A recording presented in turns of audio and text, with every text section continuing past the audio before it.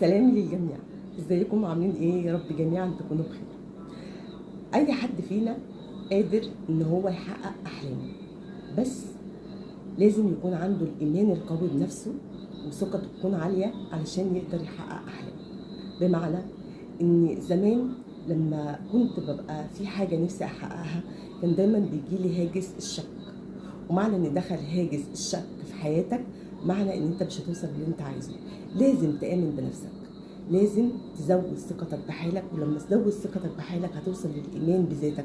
لما يبقى نفسك في شيء تعمله هتوصل له، عكس الانسان اللي شاكك بنفسه. يعني مثلا انا زمان كان في حاجات نفسي احققها وكنت بشتغل عليها وكنت بحاول فيها، بس كان في النص كده حاجه صغيره جوايا شك بيني وبين نفسي ان ممكن ما اوصلش.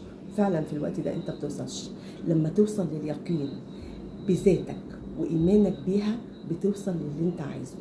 لما بتشتغل على نفسك وتقوي ثقتك بنفسك وتقول ان شاء الله انا هوصل للشيء دوت، صدقني هتوصل. اي حاجه ممكن نحققها في سبيل شيء واحد بس، انك تآمن بنفسك، انك تآمن بذاتك. لما تآمن بالفكره دي هتوصل للي انت عايزه، عكس اي حد عنده ذره شك ما بيوصلش. بيوصل في النهايه ان فعلا ما بيحققش اللي هو عايزه حتى لو تعب واشتغل على نفسه. اتمنى تكون رسالتي ليكم وصلت، واتمنى للجميع السلام النفسي.